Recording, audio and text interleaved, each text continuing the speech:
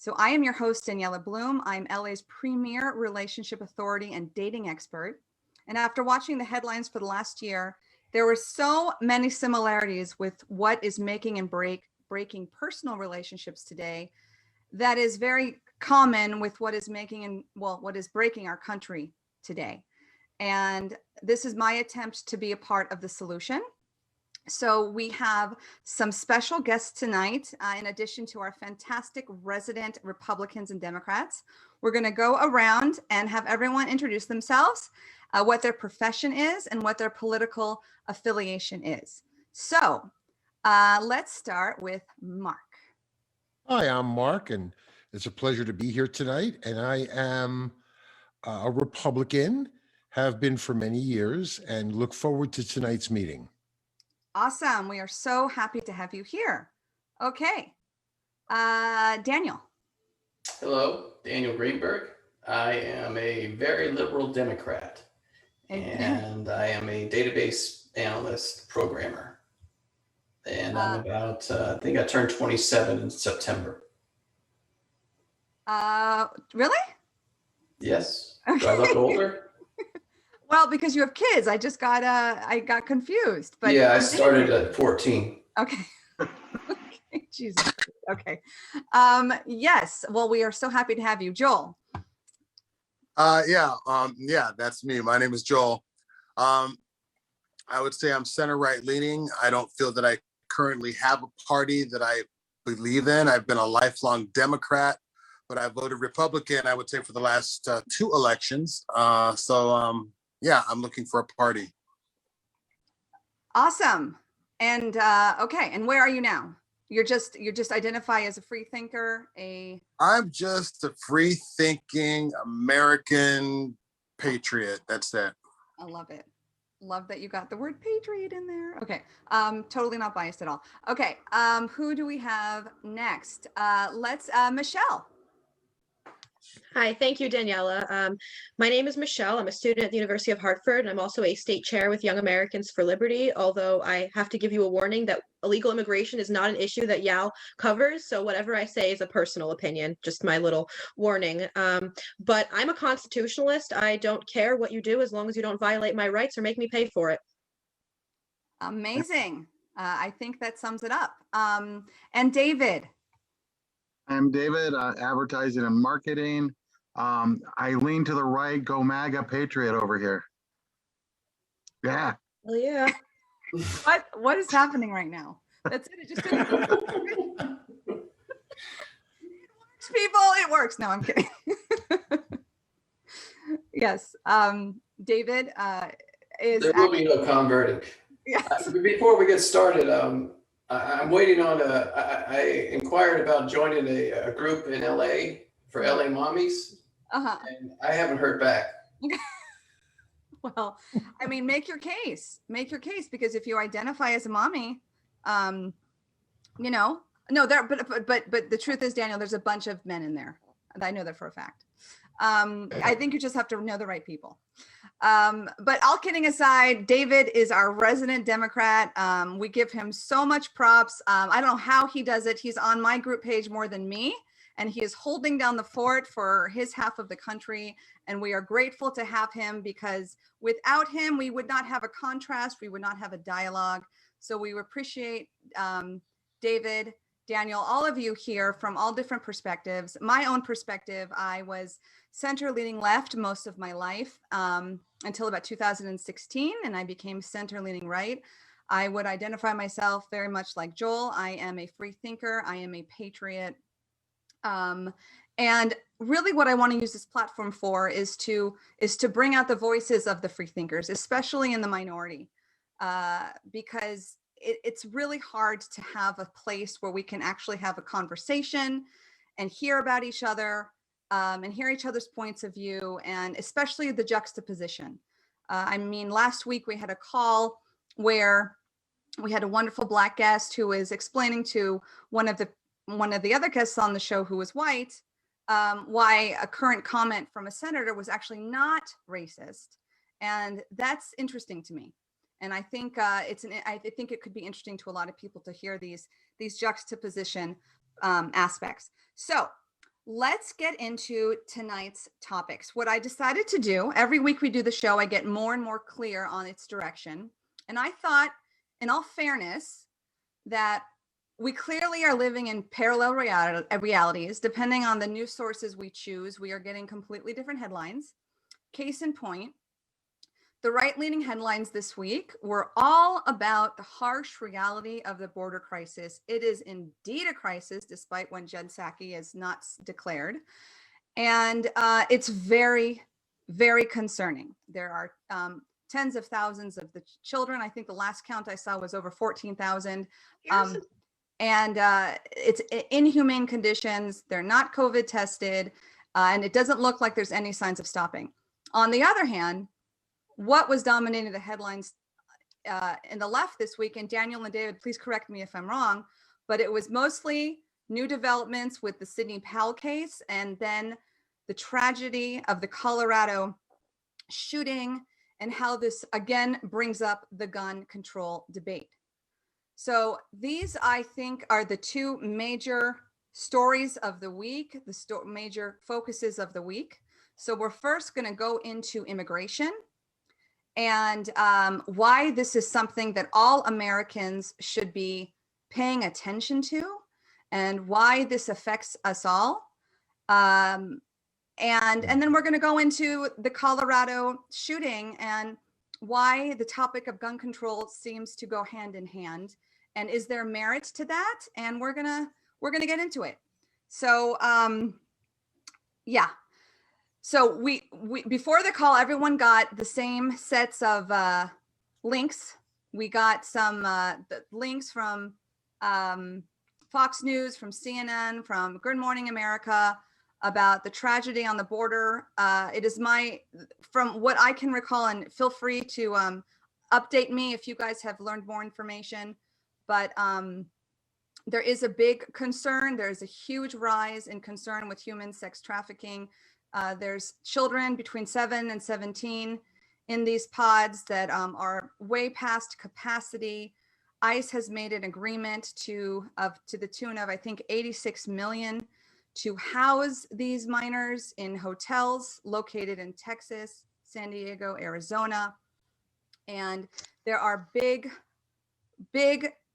miles long areas of the border that are not being patrolled. There's no presence of the National Guard. There is not enough Border Patrol officers and agents. And because of Biden's stance on immigration, there is a direct correlation to the influx of minors specifically. And what I find interesting is, one of the main reasons people were so against Trump was because of the kids in cages. They attributed him to being inhumane and separating families. And the reality is the kids in cages protocol actually started all the way with the Clinton administration, and it was continued to be adopted by the Obama administration. The conditions during the Trump administration for children compared to what's happening now are far, far more humane and manageable. So, I definitely want to hear what we're going to get into it. So this is just from what I recall with the I think at this point, Biden has actually said he has yet to visit, and up until yesterday, press weren't really even allowed to visit. I think he is addressing it. And so, yes, this is what I will leave it at that and let other people jump in. I have a question about how my immigration is somehow linked to sex trafficking. You said something about that? Yes. Well, how is it linked? I'm sorry?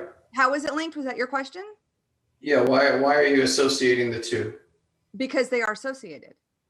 Because you have many unaccompanied minors who are being sold to sex traffickers and drug cartels, and they are way more vulnerable. Do you have the names and numbers, or is this hyperbole? No, I have the names and numbers. Yeah. Go ahead. So Michelle. this is from U.S. Customs and Border Protection. At any given time in 2016, an estimated 40.3 million people are in modern slavery. 1 out of 4 of the victims of slavery are children. And human trafficking comes from the border. Domestic servitude, migrant agricultural work, and this is literally from the U.S. Customs and Border Protection. Right, so I can share my screen or send that to you if you'd agricultural like. work is completely different than the whole sexual slave thing, right? I'm sorry, David, you have, Daniel, you have to Well, the speak. point What is was that your they're being question? forced to come here to work for somebody else. But that's somebody inside the United States that's doing that, right? Yes, yes. United States is the Well, largest consumer of sex trafficking. Yes. It works both ways, right? I mean, you could have somebody from another country, say El Salvador, Mexico, a coyote, as they refer to them, bringing people over. It could go both ways. So it doesn't necessarily have to be an American bringing them over. It could be. It goes both ways. So I got a question though, based on this. I agree with the stats and I agree it's a concern, but are those the ones that are asking for asylum that are coming unaccompanied? Or are those ones crossing the border through illegally and not being reported? I mean, I would think if somebody's trying to be smuggled in, they're not going to give themselves up. True? I'm a little bit confused by your question. They are overwhelmed with the number of unaccompanied minors to the point where they're letting people into the country without a court date. Well, they have the onus to put a court date, so they will get a court date. They can't stay here without it. Also, they're But my not point entitled is- to a court date. Yes, they are. The No, asylum David, laws there are actually many make of them them, entitled. David, that is not true. There are many of them right now. The system is so overrun that they're not giving a court date. No, They shouldn't get a court date. They're not don't doubt American that, Mark. I citizens. agree with that. But they don't have to give them a court date. The onus then becomes on them to show up in court and ask, where else they get deported and they're illegal. It's changing the onus. That's not, I completely It agree may with change that the happening. onus, but the problem still exists that they would be here and stay here illegally. Well, here's the question though, is 98% of that, them stay here illegally. well, here's the question. And this is the root of it, in my opinion, is the rules on asylum law. Now, according to asking for asylum, if somebody comes here and asks for asylum, they have the right to come in and wait for their court date. It depends on what the grounds are for asylum. It's not just that simple. When they get their first interview with a border agent, but Right. it depends on the real grounds by which they come here. Well, but okay, so they go through a border agent. The border agent then has discretion to say, nope, or come in and for a hearing date, right? That is They have correct. that the way I discretion. understand it. Right, there's 2 levels. If they get past that first level, then they say, all right, here's your court date. You Yeah. can come to America and you're allowed in, not illegally, you're allowed in till you have your court date. The problem becomes, what are they coming in on the grounds of asylum? That would be for that person to determine. Well, yes, but it's not Mhm. that simple. It's what we determine as a country what asylum grounds are. Either way, if somebody's granting them a right into a trial, we're asking, we give them that right to come in to do it. I'm not sure right now they can handle the volume of people that are crossing the border. 100, I was going to say, my issue is not people coming over the border and asking for asylum. My issue is that for the last, I'd probably say 20 years, I would love to put 1,000 judges down there and get these handled within 3 weeks or whatever time period is, rather than taking the backlog of 18 months or 14 months. The system's broken. Don't get The me wrong system on is that. badly broken, and it wasn't 100%. and it wasn't adjusted prior to doing the things they're doing. 100%. Exactly. And there's no doubt about that. However, given the laws and the asylum, what else? The policy that really changed this and caused the crisis was the stay in Mexico rule, which was found by the courts to be illegal. So Trump put that policy to stay in Mexico, went through the courts. It was going to go to the Supreme Court, and the case has been dropped. But there's So the lower court other cases. rules involved. There's the third country rule, where if you pass through a country that is in the agreement for asylum, you can apply there also. But they're not. They're coming here, and it based on the grounds many of they're coming for, it's not really grounds for asylum. Fair enough, and that's what has to be processed. But if they're not processed, they come in for the processing, or they Then weren't the allowed in solve for the should be to put processing. 1,000 temporary judges down there, Mhm. or to That's what I lock down said. the border. Wouldn't it be less expensive to lock down the border right now? To me, it's the judges. I mean, it's to get these cases and get the backlog done. To me, it's But- locking down the border and making sure that it comes in an orderly fashion, because have to you're have the overloading the system. Why are there such stringent requirements on immigration? Can I talk about that briefly? Can I respond to that? Yes. Yes, please. Okay, so I want to go through the economic impacts of illegal immigration. So here's the thing. We have between 14 and 22 million illegal immigrants in this country. All right, 14 million is the low estimate, 22 million is the high estimate. Now, according to the National Bureau of Economic Research, illegal immigration hurts the Black community more than anybody else, including other marginalized communities. So for every 10% increase in illegal immigration, the unemployment rate of Black communities falls by 2.4 percentage points, whereas for white people, it's only 0.7 percentage points. Additionally, when you look at the crime rate, or the incarceration rate rather, a 10% increase in illegal immigration will cause a 0.1 percentage increase in the incarceration for white men. But for Black men, it's a nearly 1 percentage rise. So the problem with this is that 6 in 10 Black men have nothing more than a high school diploma. When you let low-skilled, low-wage immigrants into this country, you depress the wages. That's the law of economics. What ends up happening then is these people are competing for jobs. And we see that in, I don't know if you guys have heard of, where did it go? Oh, have you guys heard of the Moynihan Report? Yes. Okay, Yeah. so, and this is along with Thomas Sowell, by the way. And the problem is that the combination of the welfare state along with illegal immigration causes people to become reliant on the government because they can't find a job. And then the crime rate goes up because they can't find a job. So what ends up happening is the Black unemployment rate significantly skyrockets. Then the women end up going on food stamps, becoming reliant on the government. The men are disincentivized from staying and becoming a father figure or a husband. And that's led to a 74%. We have 74% of African Americans in this country do not have a father in the home. And we see That's that due to expanding. immigration. What? How is that part of immigration? Well, that's what I'm trying to explain, that when you allow illegal immigrants to flow into the country, you depress wages. When you depress wages, Black men cannot find jobs. When Black men cannot find jobs, the crime rate goes up and the incarceration rate goes up because they're going to crime. And this is white people too. It's not just Black people. It's everybody. The crime rate goes up. When the crime rate goes up, people are a little bit busy doing crime to be a good father figure.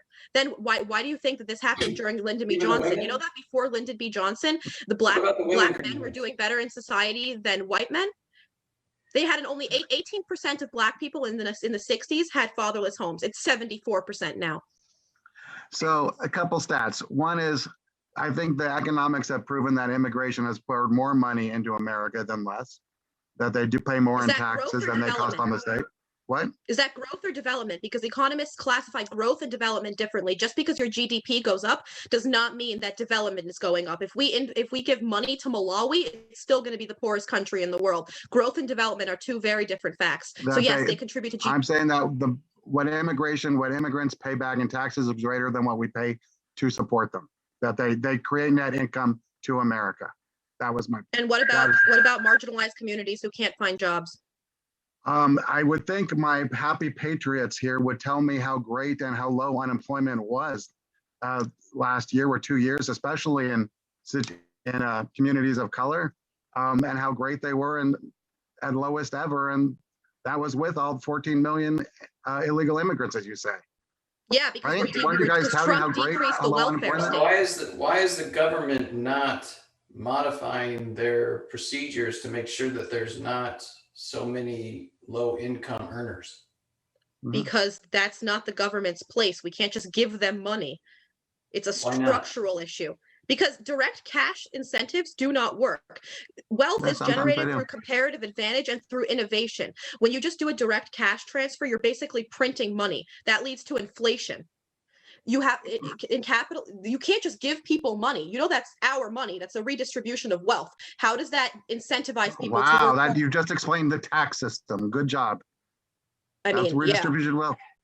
I mean, let's not. We do it.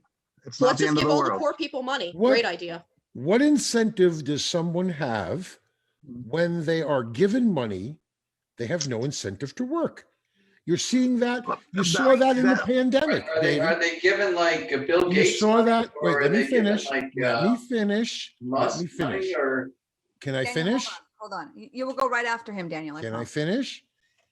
When you gave people money in the pandemic, it is very difficult to get them to go back to work. I am finding it in my factory.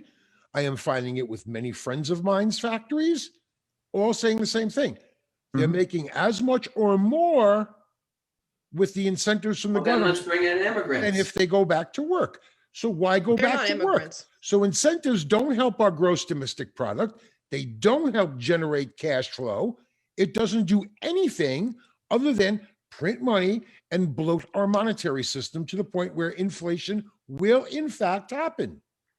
But you're saying Amen. these subsidies are not availing your workers to come back. So why don't we bring in immigrants that want those jobs to do them? The Or reason why secondly- they don't want to come back is because they're getting paid by the government. That's not, nothing Right, is. but that being said, we've gone off on quite the tangent as far as support. It has nothing to do with the crisis at the border, where it does at a very tangential line. If we want to bring it back to the border, let's talk about asylum rules, about how many, what should be the quota for immigration and the standards to letting people in. I think these studies also show illegal immigrants do less crime than people in the US at a lower rate. So I don't think it's the fear of crime that's going to be in here. At least let's be honest about some facts here. Well, let's bring it back to the border crisis and the fact that it's not debatable that the amount of immigrants that are coming are minors.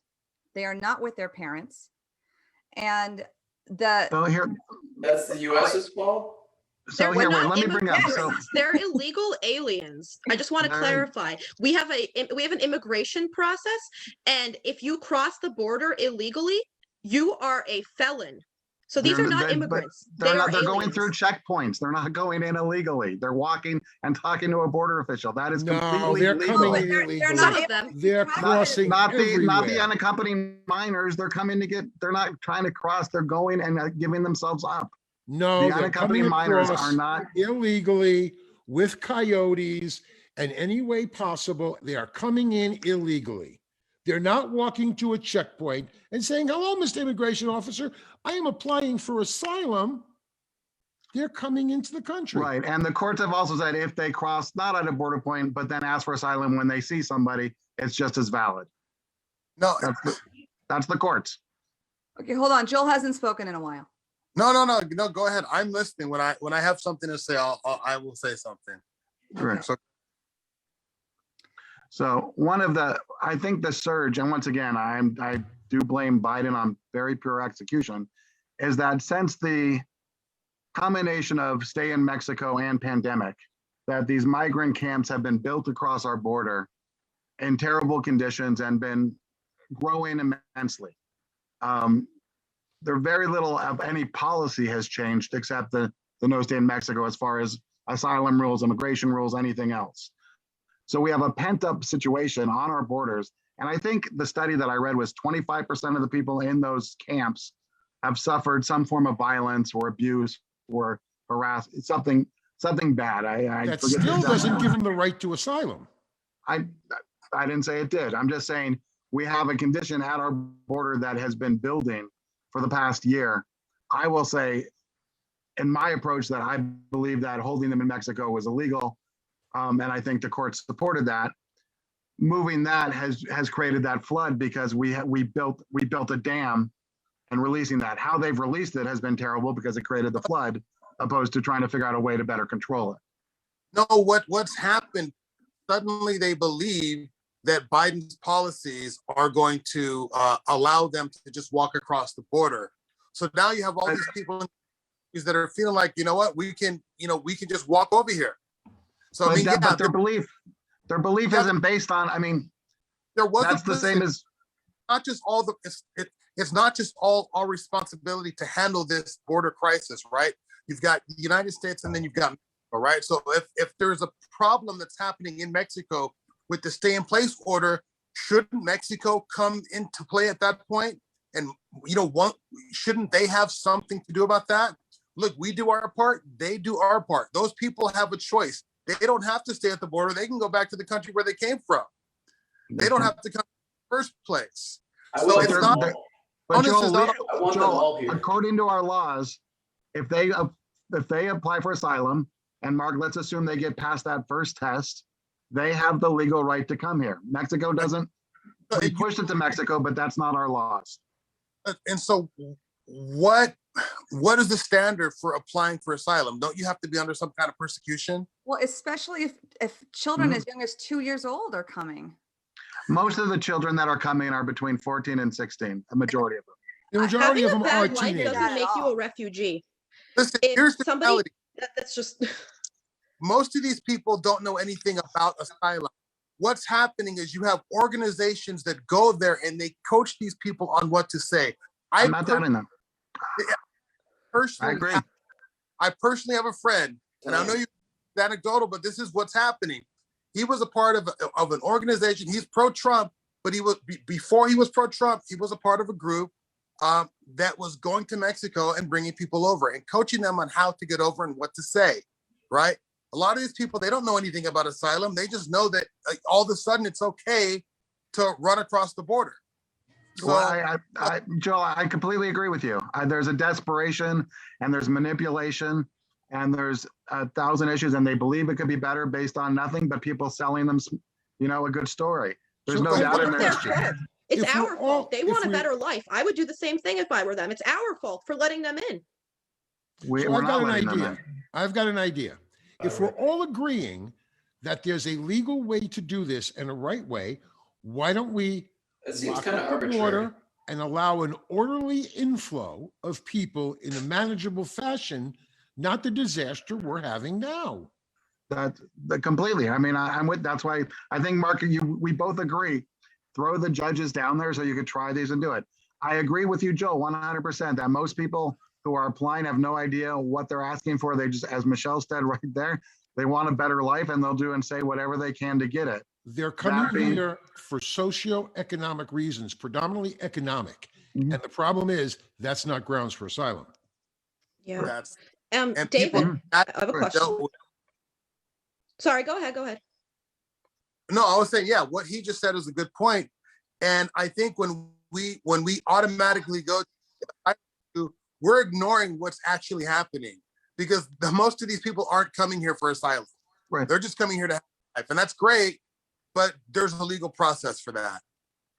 Right. What about at the beginning of the 20th century? All those people that came here. Those. We put limits on that. Huh? We put limits on that. We allow people The to come. Chinese Exclusion Act, for one. Yeah, we put limits on that. We control that. Yeah, well, This is- let me just underscore because I did hear some agreement. The truth is anybody who comes to a country and risks a lot to be here wants a better life. Okay, no doubt.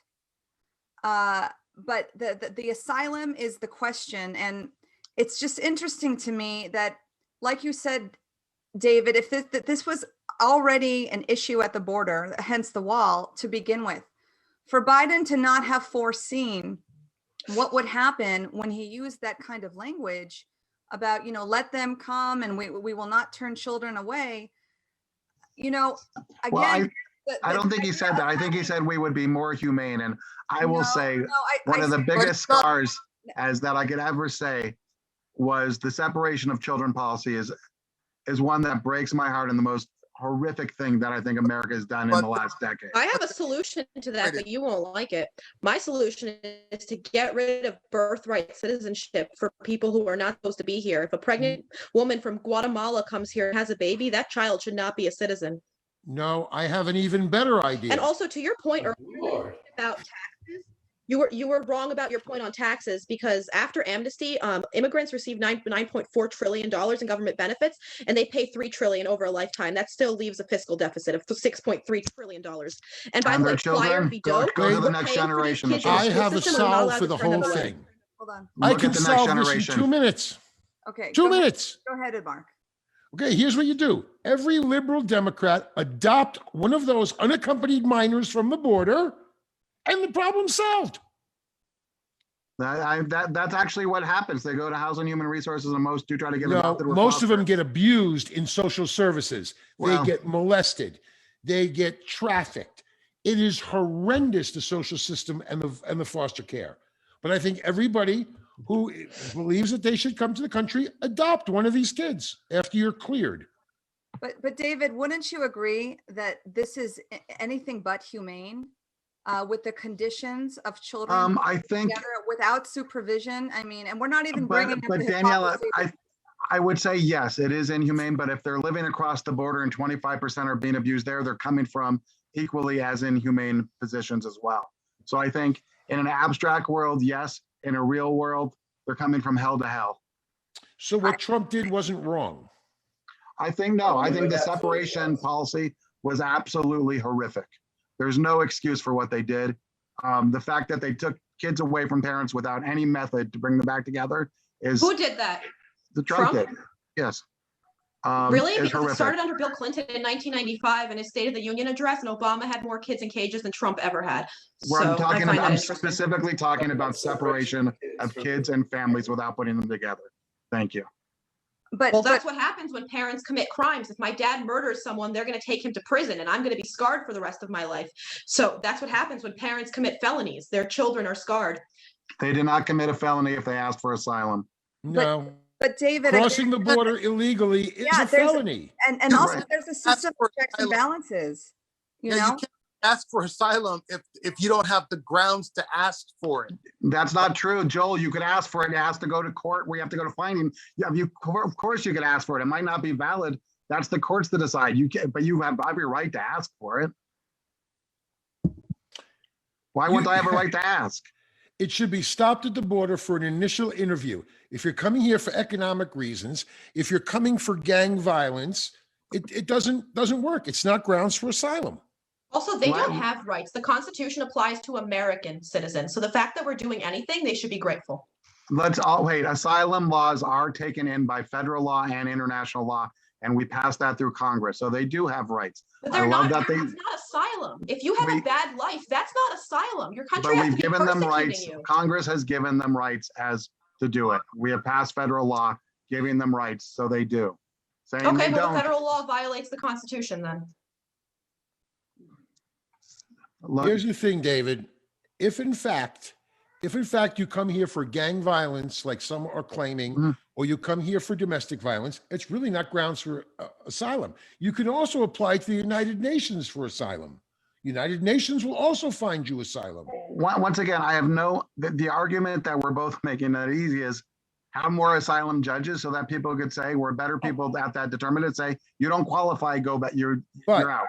I want the policies changed that they don't get into the United States until they go through a border crossing and see a border official and ask for asylum. No illegal people should be allowed to cross any other place except at a port of entry into the United States. Otherwise, it still becomes an uncontrolled situation. I think most are. I don't know what the numbers are. Maybe somebody could tell me, but I think That I most don't are. know, but I think there's an awful lot of them being apprehended, not at the borders, at the port I'll take a of look. legal entry. okay. But I want to know, in the 68 million, how many are staying at the Ritz-Carlton where David's at? Yeah. Yeah. And David, you know, the truth is this is a crisis, and the answer right now is to put them in more humane conditions like a hotel. And that's what and I think they've been working on that. Yeah. But can you also understand the other perspective that like vets who have served for our country, many of them disabled, do not get this kind of treatment, do not get housing, do not get free healthcare. It is a tax. It's tax-paying dollars that I'm not.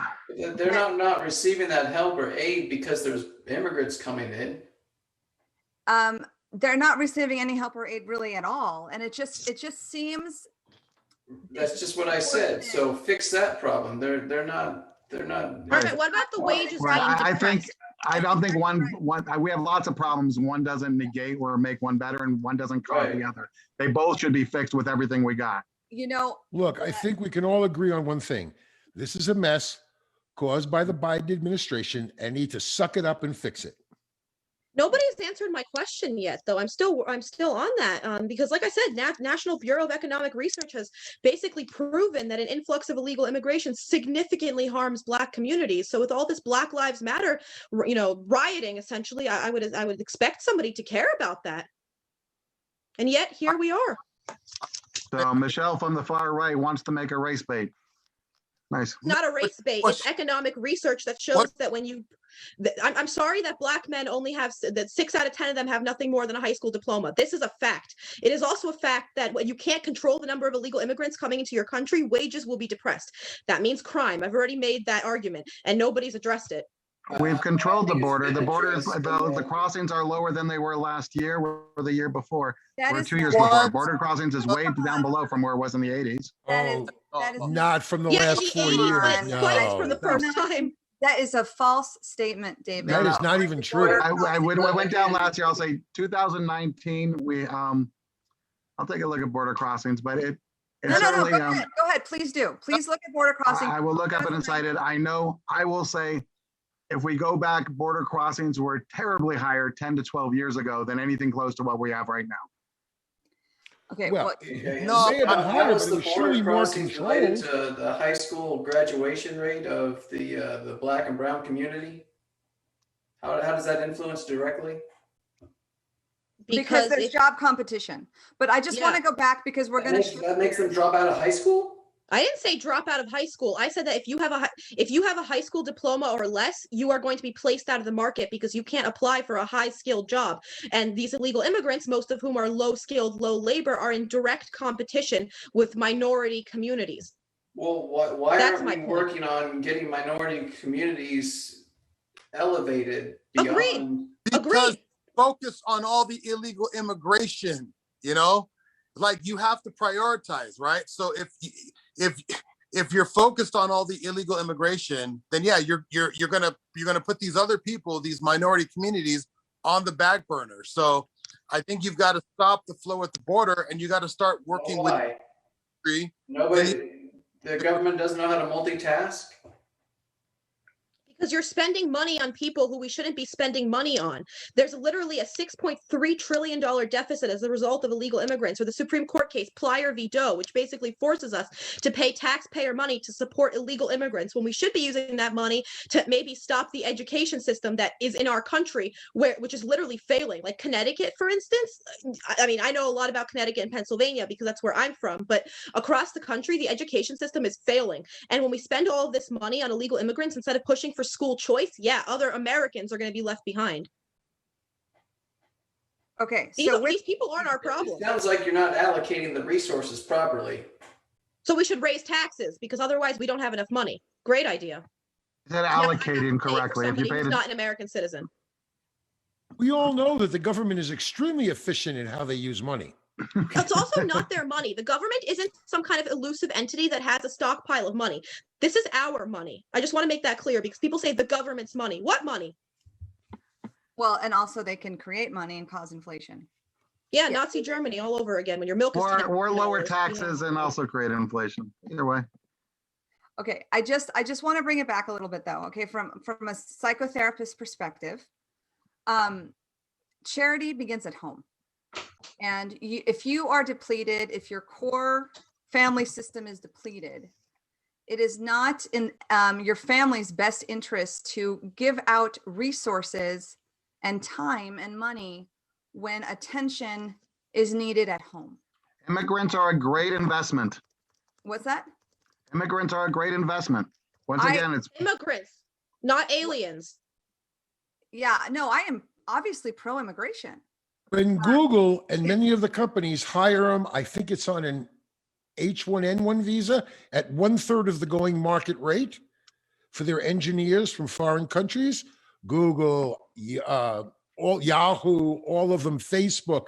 Do you think that's good for the economy? Do you think that's good for American workers? Who are you asking? In general. I mean, Google gets a good deal. Decided who's an American. Well, I'm just saying in general, they bring in people from foreign countries, Mhm. pay them about 1/3 of what they pay a normal, I shouldn't say normal, a resident of the United States. They bring them on a visa. They get that visa eventually turned into citizenship because they have skill levels they needed, and they paid a lot less for that person. You just said that they had skills that they didn't that But they they have needed. skill, no different than some in the United States, but they make a case. We've actually done that in my company in the cable TV industry. I'm no longer, I sold that company, but we brought in engineers from the Philippines that we needed, and we could get them for a much less expensive price than American citizen engineers. But that was your choice, right? That was our choice, but that's Okay, part yeah. of that's part of the visa system. That's part of getting immigration. Is to pay them less? They come here on those visas and they are paid less Because you chose to pay them less. because that's the accepted way of doing it. No, it sounds like you chose That's how to pay them supply less and 'cause you demand I could get didn't away with it. choose. You put more money That's in. what happens. They come here. Why don't you take a look at companies like Yahoo and Facebook? No, I'm talking about you. You said you did it personally. I did it personally. I paid Right. for Why all their didn't you pay expenses them to what- come. Why didn't you Let pay me them finish. what the going I rate paid was for a all their resident? expenses to come over and all of their citizenship paperwork. And for that, they took lesser of a salary. Because they had That's an their opportunity of a free country versus where they were coming from. To them, it was a win. And that's what supply and demand, that's how supply and demand works. Yep. And that same supply mean- and demand has led to our corporations popping up in China and India. I mean, there's the pros and cons with a blanket statement not holding much water.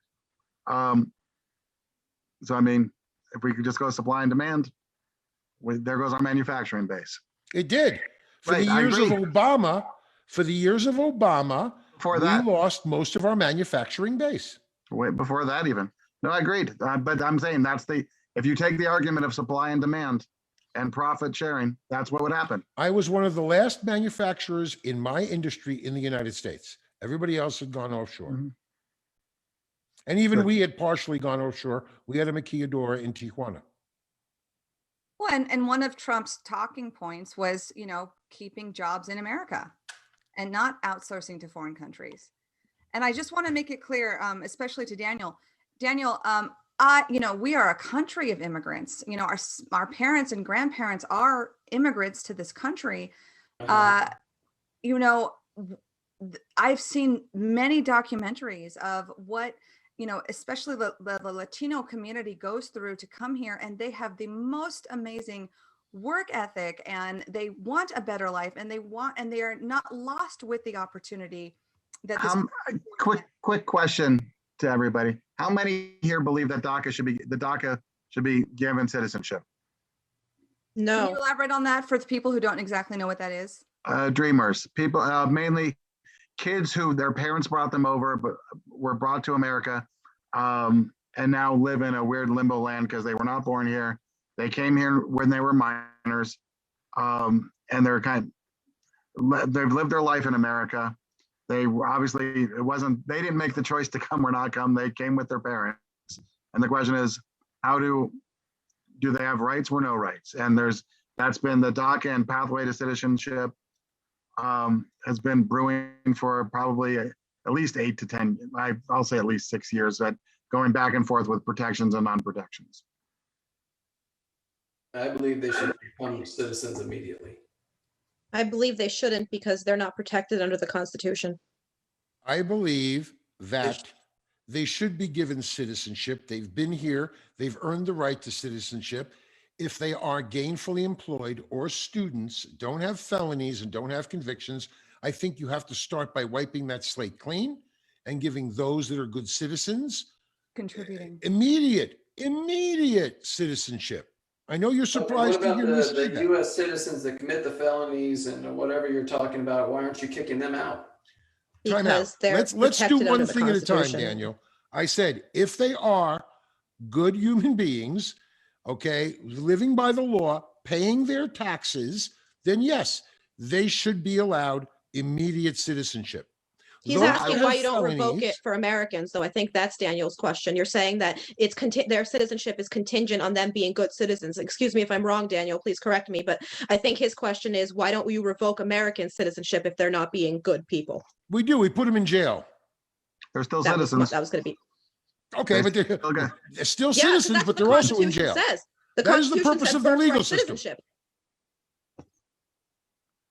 Amend the Constitution if you want. Without just bringing up the question. I'm all for that. They should get citizenship or a pathway to it. A number of them served in our military as well and have no rights. I agree with that. I agree with that. And you guys probably won't think that, but I do. If you're willing to die for the country, automatic citizenship. I agree with that. There's also another thing. Many of these I will illegal tell you right aliens- now how many unaccompanied minors will say I'll die to become a citizen. Would you give them all citizenship?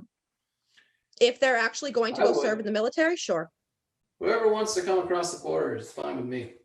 And then then we have to pay for them. I don't understand. When we have so many of our own struggling people, every other country in the world has very strict immigration policies. Every do we. country, Mexico, for instance, right? Norway, every country has strict immigration policies. But for us, we're just a free for all. If you want to come in, go right ahead. How is that okay? And how much, We how are much not money a does free Bill for all. Gates have? Like my could the parents money are that Bill legal Gates immigrants has and they left help? everything behind to come here. How is it fair to legal immigrants and to American citizens when you let people hop the border? My parents both came from the former Soviet Union when they were 19 years old. They left everything behind. It was a horrible and egregious process. It's difficult. And why should people just get to skip the line and go ahead of them when they're gonna negatively influence both American citizens and immigrants, real Agreed. immigrants? I will say they don't. I think that's subjective. And I think, Yeah. hey, I don't think anybody here would say that our immigration system doesn't need to be adjusted, revised, and made more current for quicker It's applications not processing subjective. and the world. It's not I'm- subjective. This is the National Bureau of Economic Research. This is the American Commission on Civil Liberties telling you that when illegal immigrants come to this country, a 10% influx in illegal immigration will depress the wages for Black people 4 times more than it will for white people. That is Yes, a I've heard you fact. say it 3 times now. Going That's back great. to your I heard DACA. 5. Let's go back to your DACA and your illegal immigration that's here now. I think she What I should say also it feel again, bad actually. for, I what I think it'll also actually feel be bad true. for is those people who are paying taxes on illegal green cards or illegal social security numbers, and they never, even at the lowest end of wage earners, should be getting that money back, but they can't get it back. So it stays with the government. Mhm. Can't get it back Right. because it's an illegal number. So the government wins on illegal immigration for all those illegal workers. The government takes all that money out of the checks and they keep it. I was going 100%. I was going to say there's a big difference between Michelle's parents who came here legally, who have full rights and have access to everything, and an illegal immigrant who is very curtailed in what government support they're able to receive. So in my mind, what's here and done is done. Give them a pathway to citizenship. If they pass all the required tests, no felonies, whatever the rules are, they're working, they're established here, they're not gang members, whatever. Okay, give them citizenship. Let them live a good life. They've been here working. Those that are not here yet, we need to seal up that border and do it the right way. I mean, that goes back to Reagan policies, doesn't it? I'm not sure. I'm not that familiar with Reagan's policies, although I like Reagan. Why wouldn't I? But I mean, but that I'll was give the you a good big, reason. He's a white supremacist. Oh, let's Reagan? just throw out those terms now. Okay. Yeah. Here we go. Let's just keep it on the topic.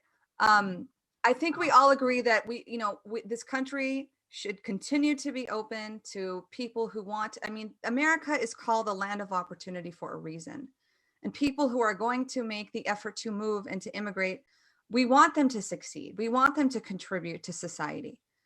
A lot of the policies currently in place are not setting up citizens for that right now. They are the majority of them are unaccompanied minors. So not even to have their parents around to guide them in a foreign country, they are very vulnerable to human sex trafficking, to the foster system, a whole bunch of challenges that already make something already very difficult, even more difficult to succeed.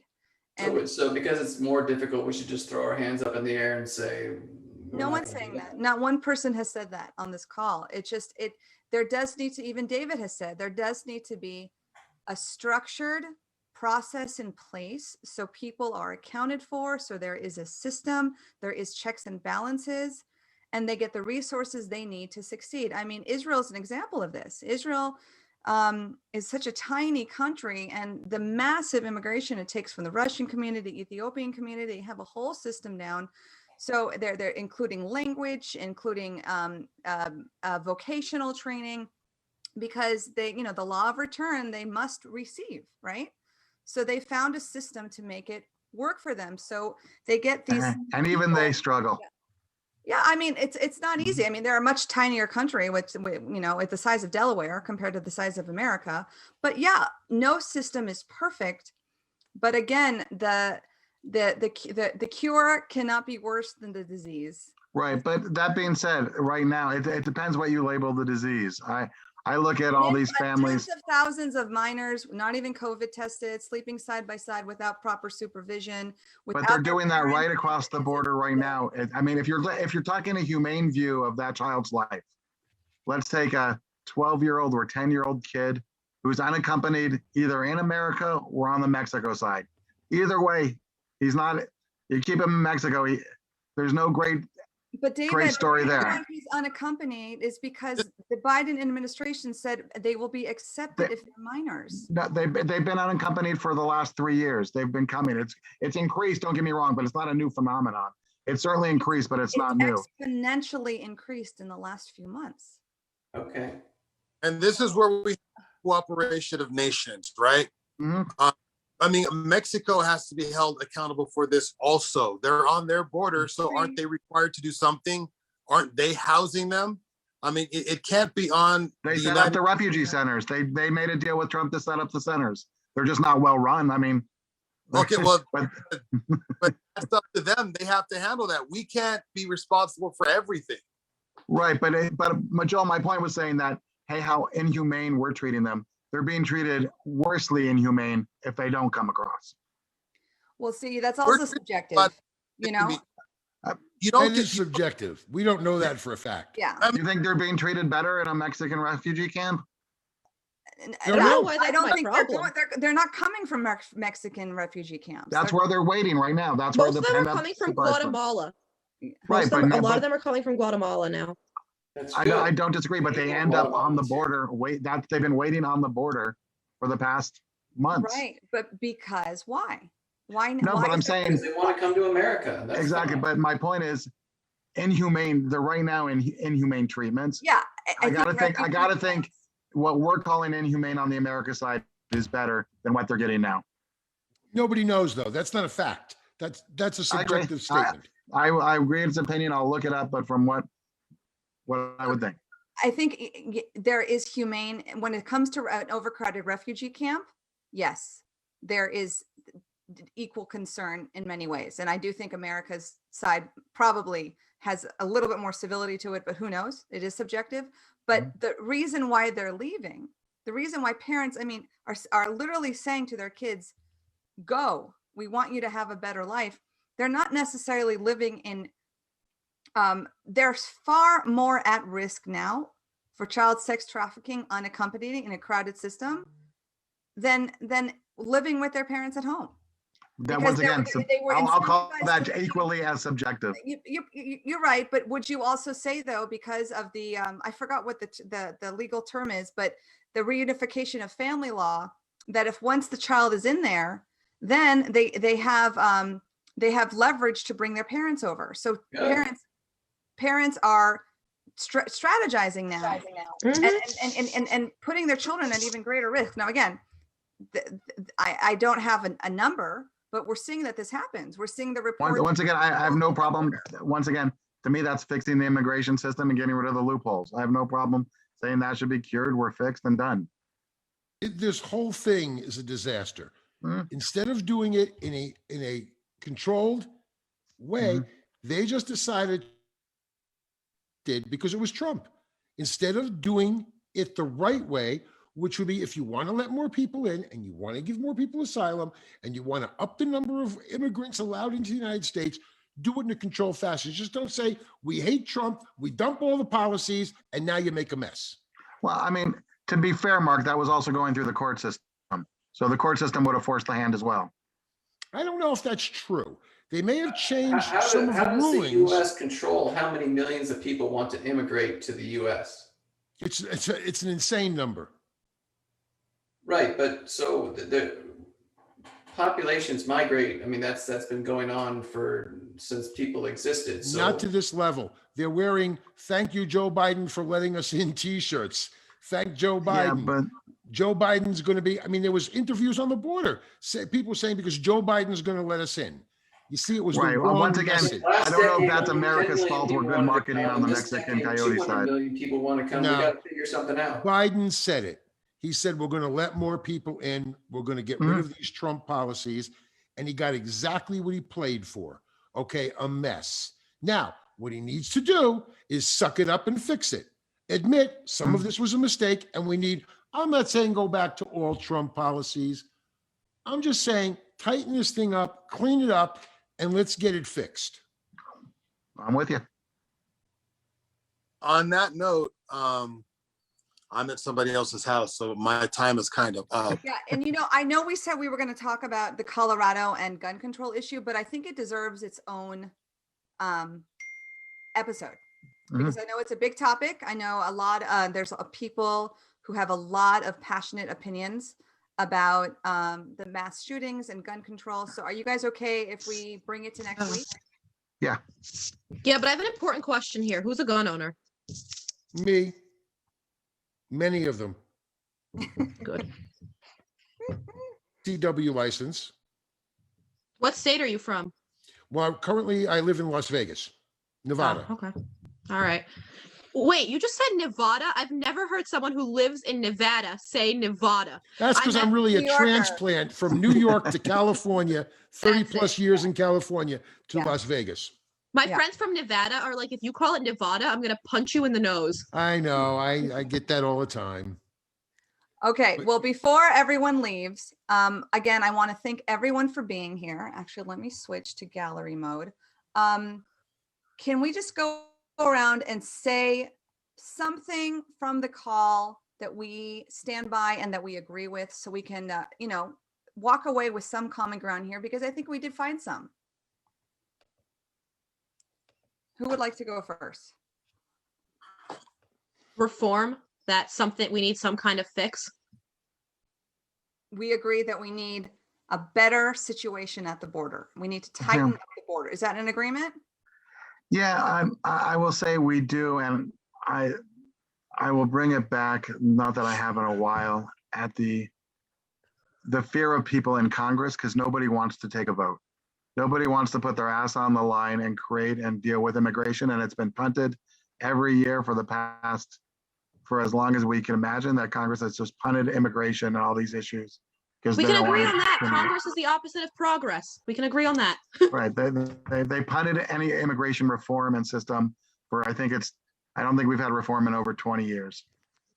Thank you for sharing that, David. I think we can all agree to that. We have to we have to get a little bit dirty if we want to clean up this mess. Right, and I was gonna say, I think we all agree that our immigration systems and asylum systems and rules and laws need to be updated, need to be prioritized, need to be reallocated to make sense. Yes. But who's got the guts to actually stand up and make these things happen? Who's in control? Awesome. We have a broken system of government in its entirety. This is just one of the many situations that are broken that nobody will get a hold of because it's easier to go to an election and promise and do nothing, then blame the other side and blame everybody for the problem, but never fix it. David is 100% correct. And I'll say it, and we've walked into this as people blame Biden, as people blame Trump. It ends up on bad executive orders, opposed to being done by we the people. Well, it's not we the people, but in this case, this mess falls squarely on the shoulders of President Biden. Well, yeah. Okay. So, and before I just want to say that I'm going to agree that we have a problem and that we need to fix it. And I'm gonna have to peace out right here. Thank you so much, Joel, for being here. Hey, Michelle, I put up my AR-15 on the American flag for you. I like that. My brother's an NRA instructor, actually. So, I mean, I grew up with guns. Oh, okay, we'll find out. Okay. So Daniella, is there any way we can get this recording? Because I know it's on Facebook, but it's like, yes. Is there any way you can send it to us? Yes, I can send you the link, and I'm going to upload it to Facebook, upload it to YouTube. Oh, So okay, perfect. Start a YouTube channel for Just America's Voices. Because I'm technologically inept, so don't ask me about anything regarding technology. I don't know. Well, I think well, perhaps maybe we should bring in some immigrants and they can teach you. Hey, Daniel, can you reach back there and get me a bottle of Manischewitz? I'm thirsty. Daniel, there's no wine. There's no wine. All Jewish? Like, what is this? I know there's no competition. There is no competition there. Supply and demand is very. There's Coke up there. Yeah, Daniel. Well, if it's got a yellow cap, it's kosher. Yeah, yellow cap. That's the best Coke ever. The best. Yeah, common ground. Yes, we are all of the tribe now, so we have to suffer through the gefilte fish, but we also enjoy the matzo ball soup and the Nutella and matzah. There's a lot to look forward to for Passover. Daniel, what do you have any last words for the company before we go? I think there is an immigration problem, but it's not because of the numbers of immigrants. I think it's because of the people that have decided that there's these abstract rules that prohibit certain types of immigrants and allows other types. What would you do if you were in charge, if you were the president? What would be your policy regarding immigration? You don't have to answer. I mean, anything that comes to mind. I know that's a very loaded question, but how would you go about reforming the system? What would you like to see ideally? Any caps, any quotas, or just I think that's anybody a whole discussion for another night. Okay, sounds good. That's too long of involved but conversation. you know what? It gets him thinking, though, right? Because this is what this conversation is all about: is challenging us with questions that we would not ordinarily think about. Because both sides keep commenting on the problem from the other sides, and both sides fail to give any solutions. That's the issue. It's easy to criticize an institution from both sides. I'll give you a solution. I started the meeting with a quick solution. Put 1,000 judges down there. Asylum, grant, or asylum, send them back. David said it. Let's give him credit. No, I said it first. I said put 1,000 judges. Go to the tape. Go to the tape, Danielle. All right. Go to the tape. I said it first. Either way, it doesn't matter. But it was men are so annoying. Oh my god. It was an agreement. We Wait. You can't use the word men. That's yeah, also I know. Yes. No, that's another one. We need men and women. But we do need things are falling through the cracks at the border. We can all agree to that. And the system, it needs to be addressed immediately, because we do not want to put these children in any more risk than they've already endured just coming to the border. So Michelle, what would you like to leave the call with? I mean, like you said, I think we can all agree that there is a crisis at the border. The question is, how do we solve that crisis? I agree with the 1,000 judges, but I also don't think we should be allowing anyone and everyone into this country. I think that if you're being persecuted by your country and you're a real refugee, then we welcome you. But other than that, you should be able to prove yourself. I mean, when you give people things for free, they tend to trash them. We saw that during the 2008 housing recession. People need incentive. And when you just hand them gifts, they're not likely to treasure them. So I think we need a serious, serious reform. Okay. Amazing. Well, I really enjoyed this lively debate. And I appreciate all of your time. And the live Facebook thing was a success. Well, thank you for having me, guys. I appreciate it. Yes. God bless all of you. God bless America. And we will see you very soon.